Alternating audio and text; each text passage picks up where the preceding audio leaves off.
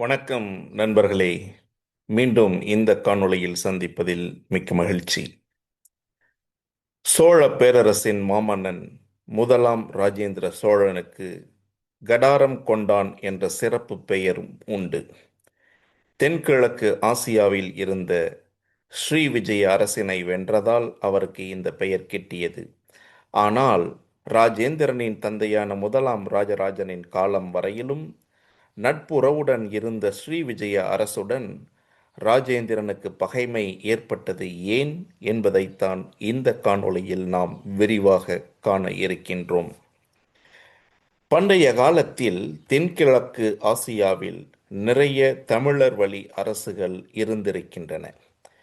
இன்றைய கம்போடியாவை மையமாக கொண்ட கிமர் அரசு, இன்றைய மலேசியா மற்றும் இந்தோனேசியாவின் சில பகுதிகளை மையமாக கொண்ட ஸ்ரீவிஜய அரசு, இன்றைய மலேசியாவின் மற்றொரு பகுதியை மையமாக கொண்டிருந்த தாமிரலிங்க அரசு மற்றும் இன்றைய வியட்நாமின் ஒரு பகுதியை மையமாக கொண்டிருந்த சம்பா அரசு ஆகியவையே அந்த அரசுகள் ஆகும். ஆரம்ப காலத்தில் சைவம், வைணவம் ஆகியவற்றை பின்பற்றிய இந்த அரசுகளை ஆண்ட மன்னர்களின் பெயர்களில் பெரும்பாலும் தமிழ் பெயர்களே இருந்தன. பண்டைய தமிழ் இலக்கியமான பட்டினப்பாலை இன்றைய மலேசியாவின் கெடா, அதாவது அக்காலத்தில் நாம் கடாரம் என்று வெளித்த அந்நகரத்தினை காழகம் என்று குறிப்பிட்டிருக்கின்றது. அதாவது முற்கால சோழர்களில் ஒருவராகிய கரிகாலன் காலத்திலேயே காவிரி பூம்பட்டினத்தில் இருந்து காழகம் என்னும் கடாரத்திற்கு கப்பல் வணிகம் நடைபெற்றதை குறிப்பிட்டுள்ளது அந்த இலக்கியம்.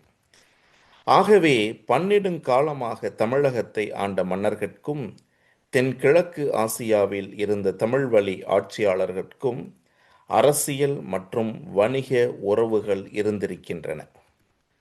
ராஜராஜன் காலம் வரையிலும் ஸ்ரீவிஜய அரசுடன் சோழர்களுக்கு நல்லுறவே இருந்தது.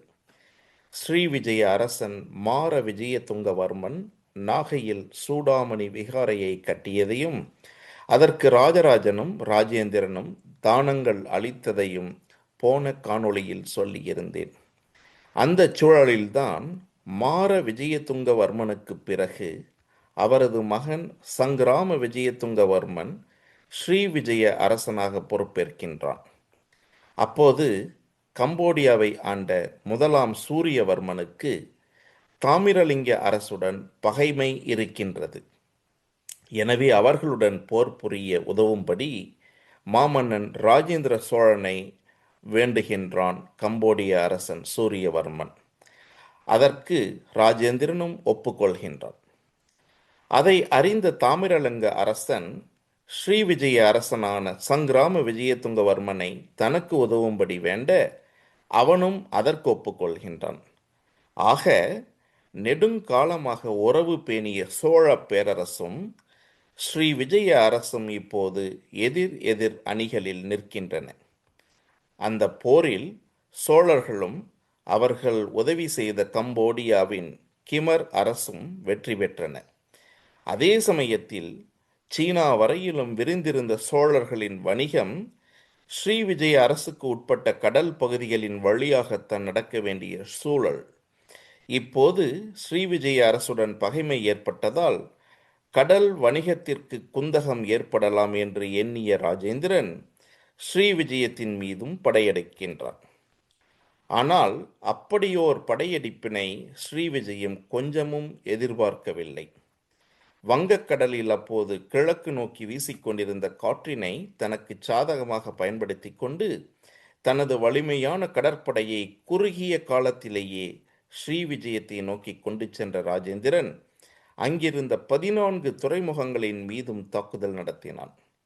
அப்படி ஒரு தாக்குதலை கொஞ்சமும் எதிர்பார்க்காத ஸ்ரீவிஜயம் நிலைகுலைந்து போனது. தலைநகரில் தொடங்கிய தாக்குதல் துறைமுக நகரமான கடாரம் வரை நீண்டு மிக குறுகிய காலத்திலேயே ஸ்ரீவிஜயம் சோழர்களிடம் தோல்வியுற்றது. போரில் வெற்றி பெற்ற ராஜேந்திரன் கிபி 1025 சங்கிராம விஜயதுங்கவர்மனின் மகளை திருமணமும் செய்து கொண்டார். தென்கிழக்கு ஆசியாவில் இருந்த அரசுகள் பலவும் பன்னெடுங்காலமாகவே சைவம் மற்றும் வைணவத்தின் அடிப்படையில் அமைந்த அரசுகள் என்பதால் அந்த பகுதிகளில் நிறைய கோவில்கள் கட்டப்பட்டு இருக்கின்றன. மலேசியாவின் கெடா பகுதியில் இருக்கும் புஜாங் சமவெளியில் கடந்த நூற்றாண்டில் நடைபெற்ற பல்வேறு அகழ்வாராய்ச்சிகளில் நிறைய கோவில்கள் கண்டுபிடிக்கப்பட்டுள்ளன. அவற்றுள் சில இப்போது மீள் உருவாக்கமும் செய்யப்பட்டுள்ளன. அவற்றை இங்கே உங்களுக்கு காண்பிக்கின்றேன். பெண்டியாட் கோவில் எனப்படும் இந்த கோவில் 1936ஆம் ஆண்டு முக்கிம் மெர்போக் காம்போங் பெண்டியாட் பகுதியில் உள்ள புஜாங் ஆற்றின் இடது கரையில் கண்டறியப்பட்டது. 1974இல் இந்த பகுதி அகழ்வாராய்ச்சிக்கு உட்படுத்தப்பட்டது. இந்த கோவில் கிபி 9ஆம் நூற்றாண்டில் கட்டப்பட்டதாக இருக்கலாம் என்று சொல்லப்படுகின்றது. கோவிலின் பல்வேறு இடிபாடுகள் 1974ஆம் ஆண்டு புக்கிட் பாட்டு பஹாட் பகுதிக்கு மாற்றப்பட்டு மீண்டும் கட்டமைக்கப்பட்டன. இதன் முதன்மை கட்டிடம் செம்புரை கற்கள் மற்றும் செங்கற்களால் ஆனது. தூண் அடித்தளங்களை உருவாக்க கருங்கற்கள் பயன்படுத்தப்பட்டிருக்கின்றன.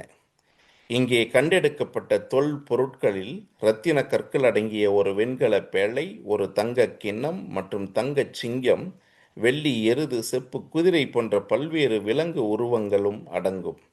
மேலும் ஒரு மணி, 2 விளக்குகள், ஒரு சிறு சிலையின் விரல் மற்றும் ஓர் ஒளிவட்டம் போன்ற வெண்கல பொருட்களும் இங்கே கண்டெடுக்கப்பட்டிருக்கின்றன. புக்கிட் பட்டு பஹட் என்று சொல்லப்படும் இந்த கோவில் புஜாங் பள்ளத்தாக்கின் மிக பெரிய மற்றும் மிக முக்கியமான ஒரு கோவிலாகும். மெர்போக் நதிக்கு கிராமத்திற்கு வடக்கே சுமார் 3 கிலோமீட்டர் தொலைவில் பட்டு பஹட் ஆற்றின் கிழக்கு கரையில் அமைந்துள்ளது. 1950களின் பிற்பகுதியில் அகழ்வாராய்ச்சி செய்யப்பட்ட இந்த ஆலயம் கிபி 11ஆம் நூற்றாண்டில் கட்டப்பட்டதாக கருதப்படுகின்றது. இந்த கோவில் சிவபெருமானுக்கு அர்ப்பணிக்கப்பட்டதாகும். இது கருங்கற்கள் மற்றும் மரத்தால் கட்டப்பட்ட ஒரு கோவில். மர தூண்கள் அமைப்பதற்காக உருவாக்கப்பட்ட 66 வட்ட வடிவ அடித்தளங்கள் இக்கோயிலின் சிதிலமடைந்த பகுதிகளில் இன்னும் காணப்படுகின்றன. இக்கோவிலில் 9 அறைகளை கொண்ட 8 மூடிய பேழைகள் கண்டெடுக்கப்பட்டிருக்கின்றன. இவற்றில் ஜாடிகள், மணிகள் மற்றும் பல்வேறு வடிவங்களிலான தங்கத்தாள்கள் இருந்தன. சிவபெருமானுக்குரிய திரிசூலம் மற்றும் ஒரு சிலையின் பீடம் உள்ளிட்ட வெண்கல பொருட்களும் இங்கே கிடைத்திருக்கின்றன. பெங்காலன் புஜாங் என்று சொல்லப்படும் இந்த கோவில் முதலில் கோலா மூடாவில் உள்ள கேம்போங் பெங்காலன் புஜாங்கில் புஜாங் பள்ளத்தாக்கு ஆற்றின் இடதுகரையில் அமைந்திருந்தது. இது 1936இல் கண்டறியப்பட்டு 1976இல் அகழ்வாராய்ச்சியும் செய்யப்பட்டது. அதே ஆண்டில் இந்த ஆலயத்தின் இடிபாடுகள் புக்கிட் பட்டு பஹட் பகுதிக்கு மாற்றப்பட்டு மீண்டும் கட்டமைக்கப்பட்டிருக்கின்றன. இந்த ஆலயமும் கிபி 11ஆம் நூற்றாண்டில் கட்டப்பட்டதாக தெரிகின்றது. இக்கோவில் பெரும்பாலும் செங்கற்களால் கட்டப்பட்டது. இதன் தூண் அடித்தளங்கள் கருங்கற்களால் செதுக்கப்பட்டவை. ஆனால் கூரை ஓடுகளால் வேயப்பட்டிருக்கின்றது. பின்னாளில் வந்த அரசர்கள் பௌத்த மதத்தை பின்பற்றியதால் இந்த ஆலயம் பண்டைய பௌத்தர்களால் பயன்படுத்தப்பட்ட ஒரு ஸ்தூபியையும் கொண்டிருந்தது. மேலும் சுடுமண்ணாலான புத்தர் சிலை, யானை சிலை மற்றும் போதிசத்துவர் சிலை, புருக்குட்டி தேவியின் வெண்கல சிலை, பல்லவ கிரந்த எழுத்துக்கள் பொறிக்கப்பட்ட மற்றும் விலங்குகளின் கால் தடங்கள் பதிந்த செங்கற்கள் ஆகியவையும் இங்கே கண்டுபிடிக்கப்பட்டிருக்கின்றன. இறுதியாக பெண்டாங் தலாம் என்று சொல்லப்படும் இந்த கோயிலின் இடிபாடுகள் முதலில் முக்கிம் மெர்போக்கில் உள்ள கேம்போங் பெண்டாங் என்ற இடத்தில் அமைந்திருந்தன. இது 1969இல் கண்டறியப்பட்டு 1974 மற்றும் 1982ஆம் ஆண்டுகளுக்கு இடையில் பல்வேறு கட்டங்களாக அகழ்வாராய்ச்சி மேற்கொள்ளப்பட்டது. இந்த கோவில் கிபி 12ஆம் நூற்றாண்டில் கட்டப்பட்டதாக சொல்லப்படுகின்றது. இந்த கோயிலும் முக்கியமாக செம்புரை கற்கள் கொண்டு கட்டப்பட்டிருக்கின்றது. மேலும் செங்கற்கள், மணற்கற்கள் மற்றும் கருங்கற்கள் ஆகியவையும் கட்டுமான பொருட்களாக பயன்படுத்தப்பட்டுள்ளன. 1983ஆம் ஆண்டு பெண்டாங் தலாம் கோவிலும் பொக்கிட் பட்டு பகட் பகுதிக்கு மாற்றப்பட்டு மீண்டும் கட்டமைக்கப்பட்டது. இப்படி பல்வேறு சிறப்புகளை தன்னகத்தே கொண்டிருக்கும் கடாரம் ராஜேந்திரனின் வருகைக்கு பின்னர் சோழ தேசத்தின் அங்கமாகி போனது. அதற்கு பின்னர் ஸ்ரீவிஜய அரசு மீண்டும் தலை தூக்கவே இயலவில்லை. எனவே இப்பகுதி சோழர்களின் ஆளுகைக்கு உட்பட்டு அவர்களின் பிரதிநிதிகளாலேயே ஆட்சி செய்யப்பட்டது. அதற்கு பின்னர் பல்வேறு ஆட்சி மாற்றங்கள் வந்து மலேசியா மற்றும் இந்தோனேஷியாவில் இஸ்லாம் பரவிய போதும் நிறைய மன்னர்கள் தங்களது பெயர்களுடன் சோழன் என்ற பெயரை இணைத்து கொண்டனர். இன்றைக்கும் அது சிலரால் சூழன் என்று மருவிய பெயராக பயன்பாட்டில் இருக்கின்றது. 1000 ஆண்டுகளுக்கு பின்னரும் சோழர்களின் பெயர் அங்கு நிலைக்கும்படி செய்த ராஜேந்திர சோழனை கடாரம் கொண்டான் என்று சொல்வது சால பொருத்தமானது. நண்பர்களே, மீண்டும் இதே போன்றதொரு வரலாற்று இலக்கிய காணொளியில் சந்திப்போம். அதுவரை அன்பு வணக்கம் கூறி விடைபெறுகின்றேன். நன்றி, வணக்கம்.